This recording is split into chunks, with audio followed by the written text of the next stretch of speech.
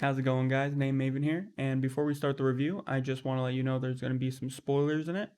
Some very minor ones, mainly around gameplay, although there is some small aspects of the story I do talk about in a few offhand missions, just so I have a lot more room to actually discuss what I like and dislike about the game. Previous reviews, I kind of didn't give myself that because I wanted to keep it a little spoiler free completely for the most part, and I didn't want to do that this time because I really wanted to go into how I felt about this game, and it's probably how I'm gonna do it in subsequent reviews as well. I'm just gonna keep it bare bones in terms of actual story and plot elements. But I am definitely going to be talking about themes that appear in it, or if there's any really aggravating or really bad stuff in terms of story, then I will talk about it. But luckily, it's a little limited here in terms of how bad it is. It's you'll see what I'm talking about. Other than that, I really appreciate you pressing on the vid. Thank you for watching. Leave a comment if you want to discuss about how you felt about the game because this is how I feel about the game. And subscribe for more reviews when they come out, as well as new content. Again, thanks for watching. This was Name Maven, and let's get right into it. Without further ado, sit back, relax, and enjoy my review of Ghost of Tsushima.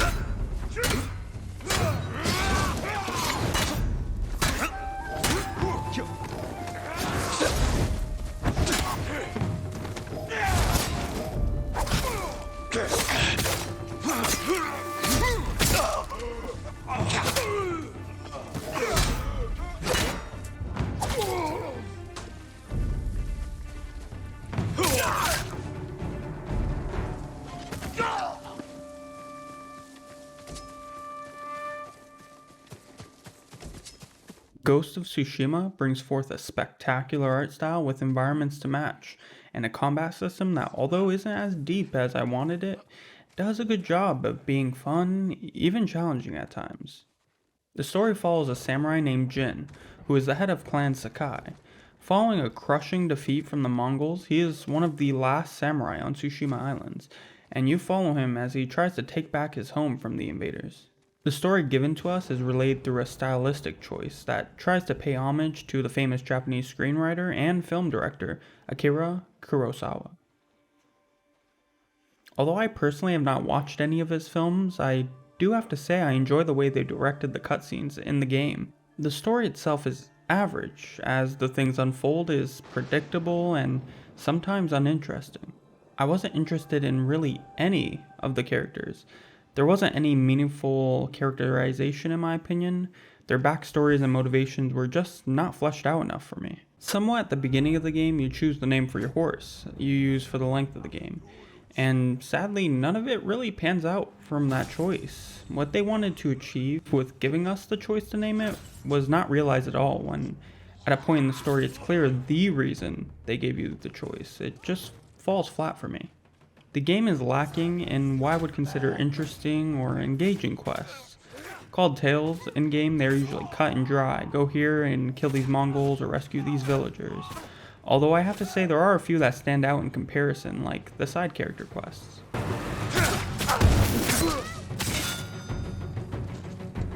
Some of the best sequences are the duels you have throughout the game, either at the end of the aforementioned tales or at little set pieces you may find while exploring. Sadly, the game's tale structure and animation remind me of an older Sucker Punch title, but not in a good way. I'm talking about Infamous and how dated character animation as well as quest structuring is from way back in 2009 when it came out. Most of the quests in the game were just generally forgettable for me, and the most standout one being literally the last mission. Throughout my time with the game, this was the biggest issue preventing me from immersing myself in it as much as I would have loved to, and that speaks volumes as to the quality of the game, as you will soon find out. Just about everything else besides the dated quest structuring and character animations, which I will get into later, is beautiful, well implemented, interesting, and fun. Most of these work together to pull me in, but sometimes the previously mentioned issues did bring me back a little. I really appreciate how they portrayed the Mongol invaders. They are ruthless and ferocious, really doing anything to win a battle, which is the polar opposite of the samurai portrayed in the game, and it really is a great antithesis to what is put forth as the best way, the samurai way. One of the main themes in the story is that the samurai way is honorable. There is an internal dilemma inside Jin to follow the samurai code and take fights head on, or do whatever it takes to win a fight, to the detriment of not fighting the game's perceived samurai way. Sadly, the theme is poorly realized in my opinion. There is no actual choice for us, the player, in this dilemma. Although I do have to say they do give us the choice to fight honorably or dishonorably in the game, but they serve no story purpose, as they make you disappoint your uncle by being dishonorable even if you had not been in that way.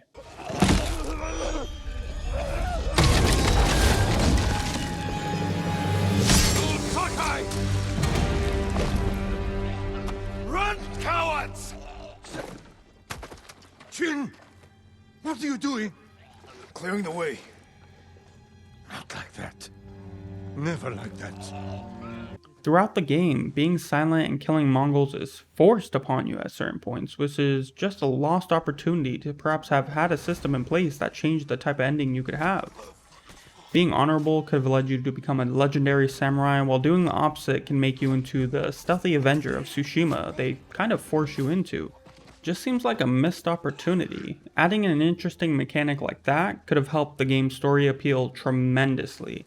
Giving players more decisions to shape Jin Sakai's story into something we as a player helped make would have made me at least care about the story. I didn't really care throughout my whole playthrough.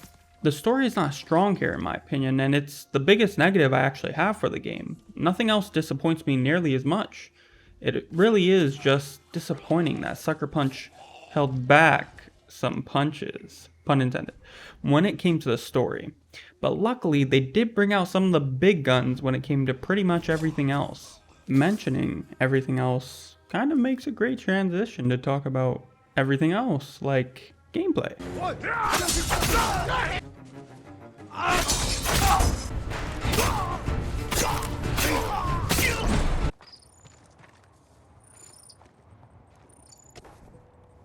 There is a lot of stuff to do on Tsushima Island.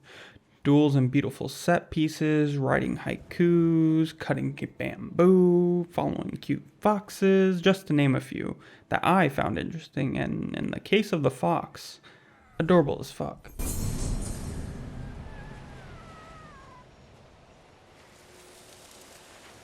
While exploring Tsushima, you have to be ready to fight off tons of Mongols, and luckily the way Sucker Punch has you slicing, stabbing, and parrying in combat has a satisfying feel to it. It can also be challenging at times.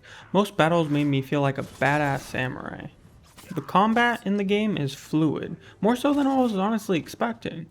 It's pretty impressive to have a combat system this fluid in the game, even with you switching what they call stances, usually multiple times in one battle, especially after Act 1, as even more types of enemies with spears, shields, swords, and even huge axes appear at every encounter.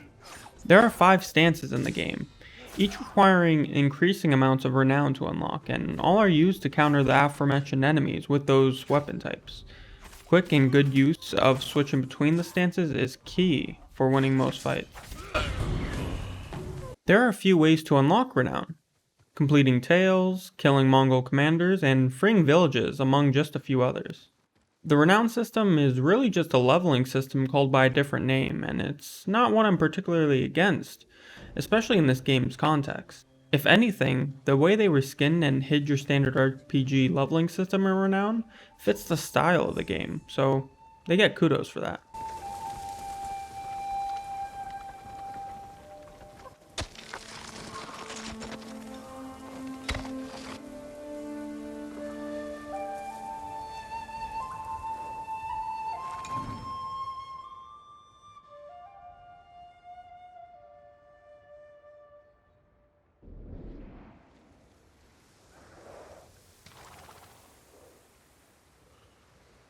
Also, kudos for throwing in those adorable foxes you follow to the shrines.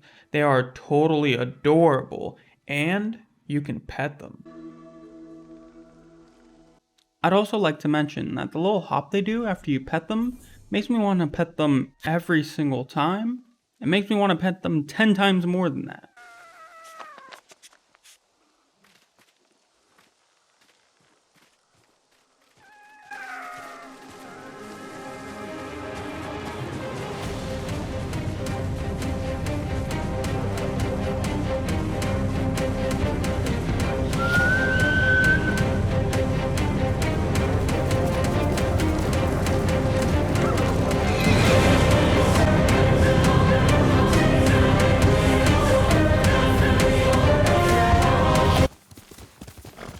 Going back to combat, you also have an arsenal of the Ghost, which includes smoke bombs, hidden blades that are of no relation to Assassin's Creed. They're just throwing knives. And a few others that I honestly never really used in my playthrough since confronting the Mongols head on was just a more badass way. The hidden blades themselves are a little overpowered in my opinion, as 1 to 2 throws at an enemy usually kills them. Barring the final act, the rest of the game's fighting can be easy with using them, which for honestly some may be good since the combat can be difficult at times, especially when you're first learning it.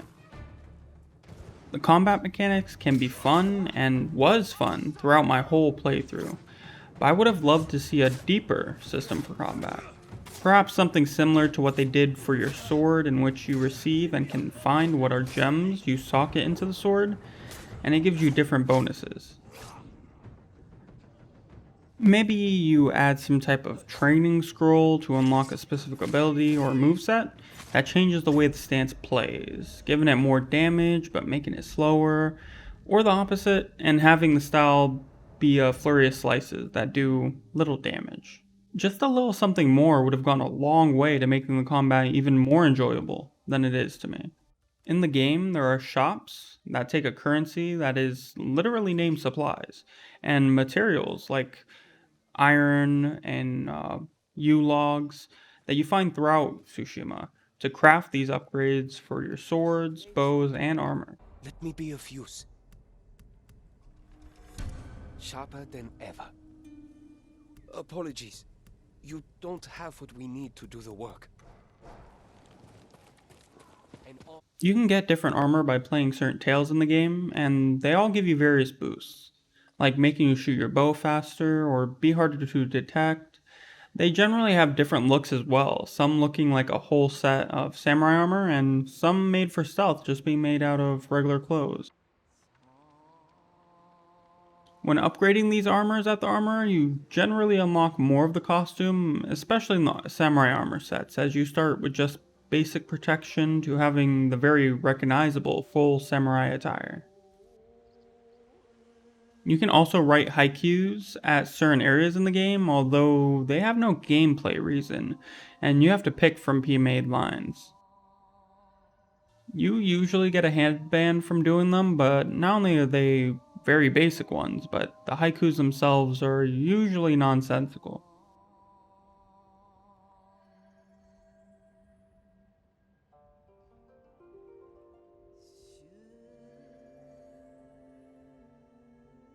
Standing amidst death. Always standing together. I know Sucker Punch wasn't making or even promoting a historical samurai game, but the fact that they have haikus is not historically correct, as the terminology wasn't really used until much later. But the activity does, as a few things in the game do, give you a reason to just explore Tsushima. If you need a way to not only see Jin's ass, reflect on events, but also raise your maximum health, you'll be glad that there is a hot springs you can find throughout the world. Other than those three honestly really great reasons, the first being the best reason, to seek them out, they don't really have any other reason for them. But again, it's something to do in the world, something to see, and luckily it is something that improves your character. So it makes sense to actually go out of your way to visit each one. Mother used to take us to Omi Lake with Lady Masako and her children. We played in the water, while Mother and Masako traded funny stories over tea.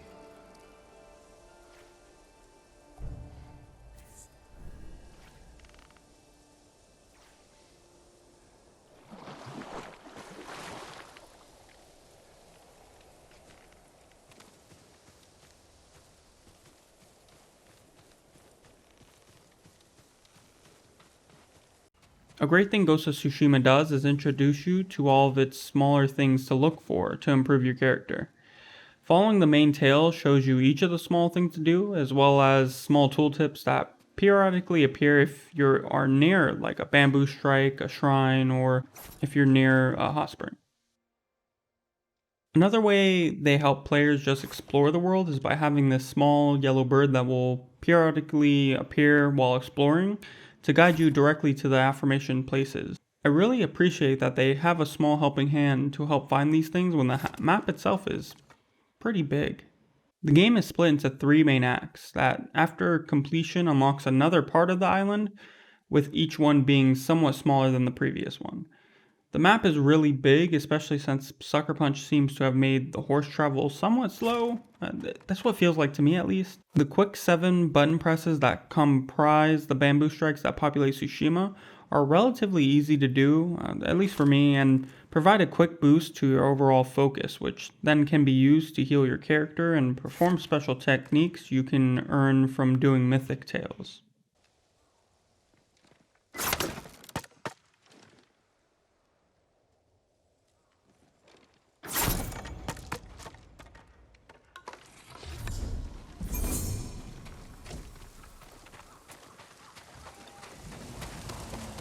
There is more than just one technique you can learn from these mythic tales, but I'm going to briefly just mention one of them, which is honestly one of the coolest moves in the game.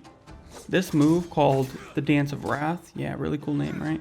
Was so cool to unlock, and the fight leading up to it was honestly amazing. The duel venue was the best part of it, as it was beautiful to be in, and using the Dance of Wrath to end the boss just felt right.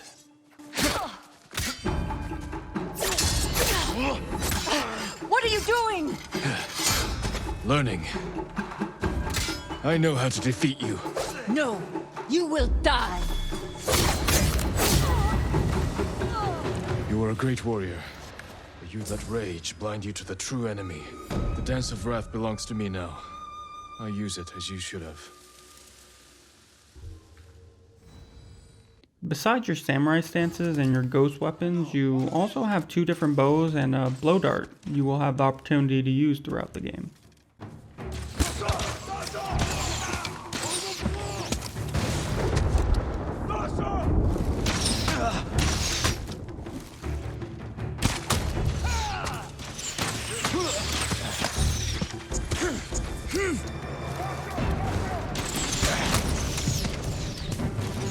Although all are hidden behind certain tails that are relatively easy to get. The first bow is a short bow that shoots regular arrows and flaming arrows.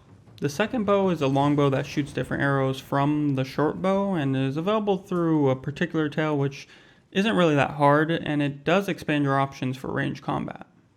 I opted to do most fights head on, though I use the bow less often than I think they may have expected, but when using it, I did enjoy that the bows gave you different arrow types and advantages to use one over the other. The blowgun is something that you are also given through the main story, and it is given somewhat deep into the game, which I didn't mind as much, mainly because I didn't use it. It does as you would expect and lets you poison enemies. It works very similarly to the one introduced in Assassin's Creed, even allowing you to make rage darts, which again is exactly like Assassin's Creed. It makes them, wild out and start attacking everybody.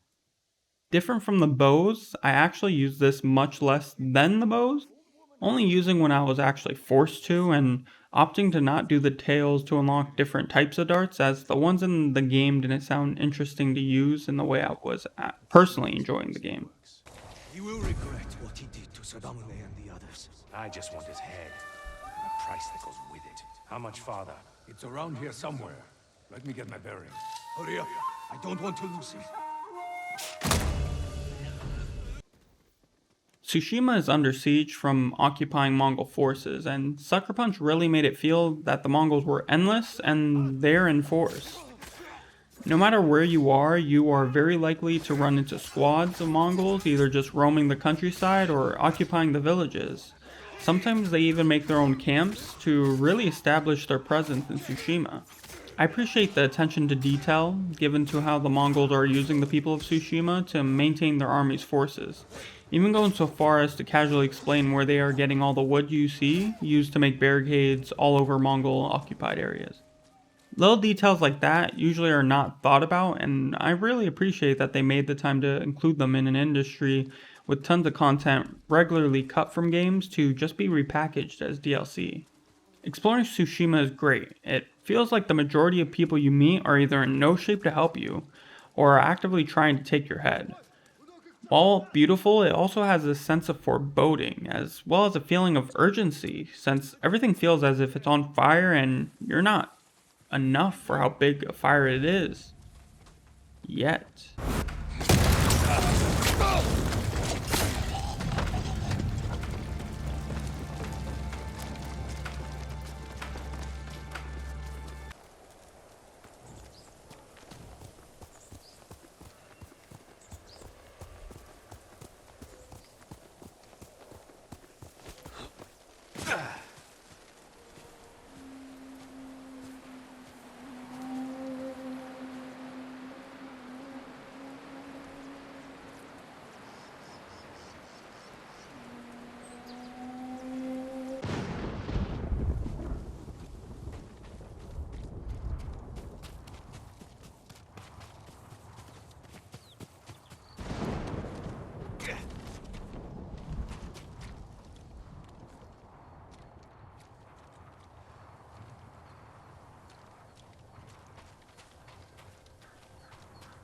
Sucker Punch has made a breathtaking Tsushima. The environments are among some of the best in terms of sheer beauty, even outdoing The Last of Us 2. The Last of Us 2 is by far the better of the two in terms of animation and how realistic they made everything with an attention to detail that is not really seen anywhere else as of this review, barring games like Red Dead Redemption 2. But with that said, the more beautiful game, the game whose world I could just walk around, and around every single corner there is something that you would think to be in a painting, is Ghost of Tsushima. Sucker Punch has crafted a stunning fantasy style of Tsushima that you can lose time just walking around in. And like Naughty Dog, they made something that is unrivaled as of this review in the sheer beauty of its environments.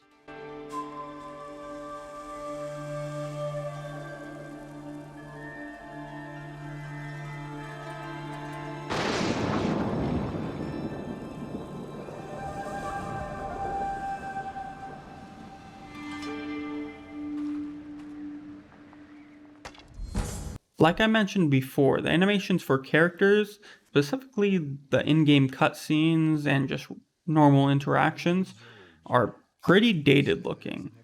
Unless they were on the extreme end of any emotion, they really did not show that emotion. Although it could be an artistic choice, I still personally didn't like it. And the way most conversations go throughout the game, they just feel so dead and boring. The character doesn't really move at all, and even their mouth doesn't really move much. The lines themselves are generally just okay. Other than simple quest structure, all of this is contributed Other than simple quest structure, all of this contributed to making the quests themselves generally boring and very average. The voice actors generally do good jobs. Even many of the NPCs have voices that are decent. The main cast has the best actors in English, same with the Japanese dub. The NPCs of the Japanese dub were definitely better, in my opinion, compared to the English ones. Having a Japanese dub, they also let you change the game's visual filter into a direct homage to the previously mentioned director Akira Kurosawa. By turning Kurosawa mode on, it not only makes it a Japanese dub, but also gives the game a black and white with slight film grain filter on the game. It's cool they paid homage not only to him in the game's cutscene direction. Supposedly, like I said before, I never really watched any of his movies, which I might do now. But they actually named a filter after him, which is honestly really cool. I didn't play my playthrough with it on, as I just wanted to see the vibrant landscapes when you're in them. It's cool to use, but it's kind of a waste, seeing as Sucker Punch really made this world a really beautiful world filled with colors and lush landscapes. It kind of feels wrong to have it on.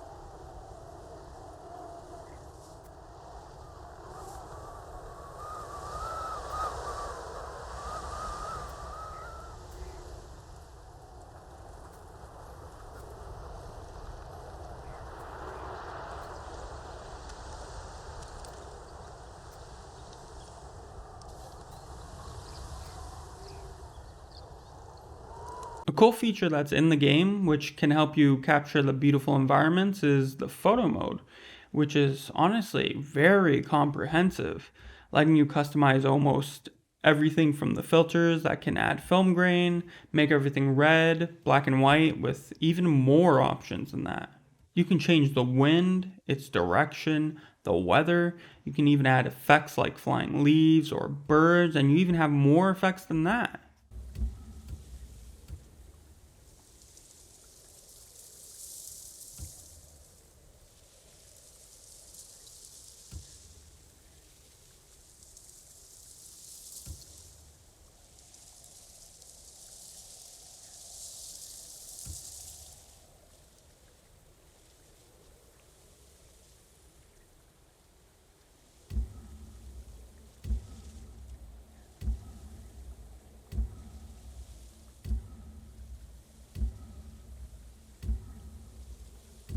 There is a lot in the photo mode, and really you have to take your time to learn it, as it can produce some really nice photos in game.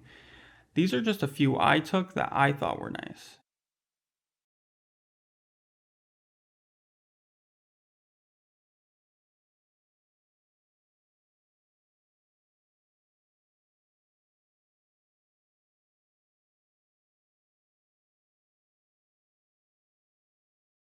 Something that had to be an artistic choice is that instead of quest markers or trails telling you exactly where to go, you have to swipe up on the touchpad to summon wind to point you in the direction of the quest marker you have.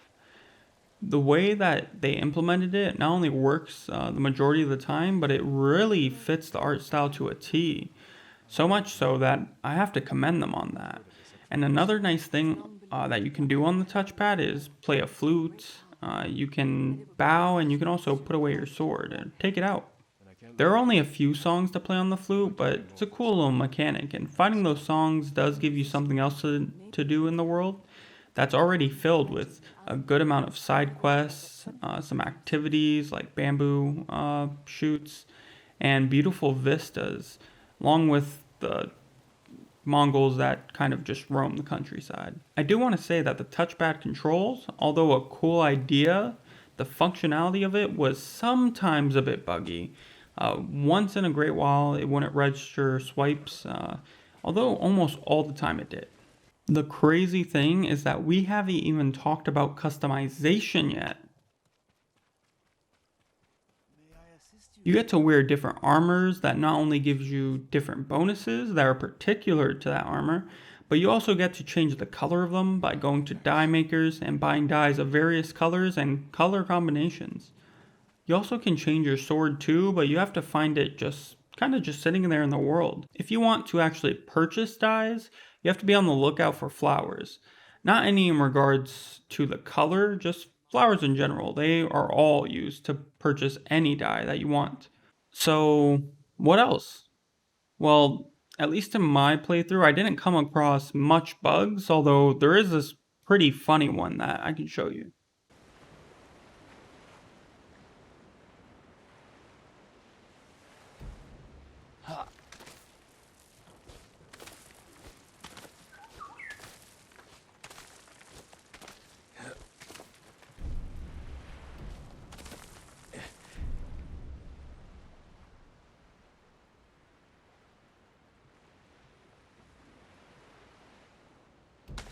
There is a pretty cool assassination move you can do, which involves killing a Mongol through a door, which looks and feels awesome.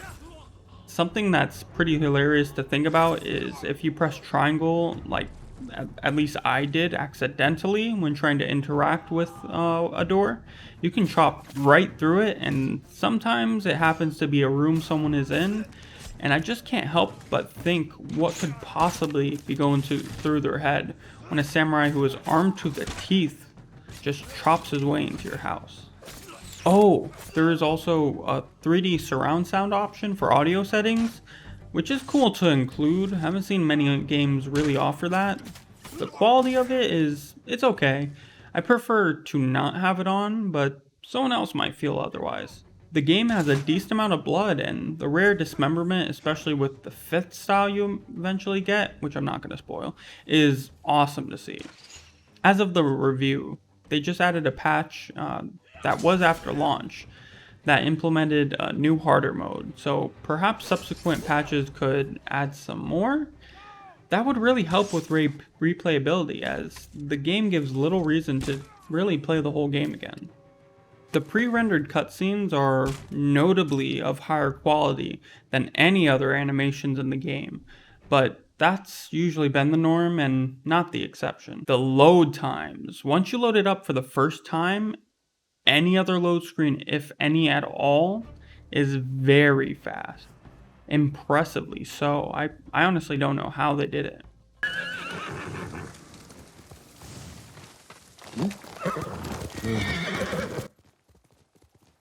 After the credits rolled, there was still more to do, and I was more than glad to get back into it.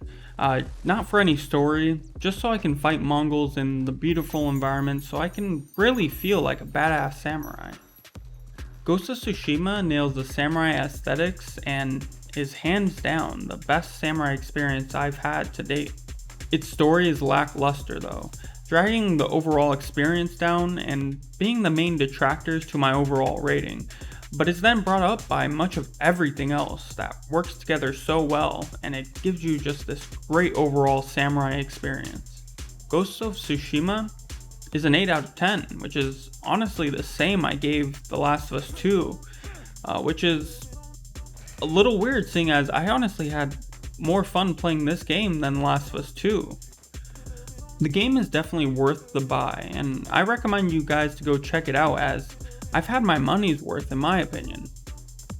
Honestly, I've realized I've scored The Last of Us 2 as higher than I should have. It definitely should have been a 7, and I'm definitely considering it a 7 here on out. I had more fun playing Ghost of Tsushima than Last of Us 2, and I feel the experience itself was a little more cohesive here since the story isn't nearly as vital as it was to get right in The Last of Us 2. Sucker Punch has made a new IP that I'm excited to see if we're going to get more of, since the game is such a great starting place to just add more and more polish to the story, the character animations, and enhancing the swordplay, although if they kept it very much the same and innovated a little, it would still be very impressive today. Thanks for watching the review. Comment, like, subscribe, and ding that little bell to be notified when another review comes out. This was named Maven, and again, thanks for watching, guys. Have a great one. Peace.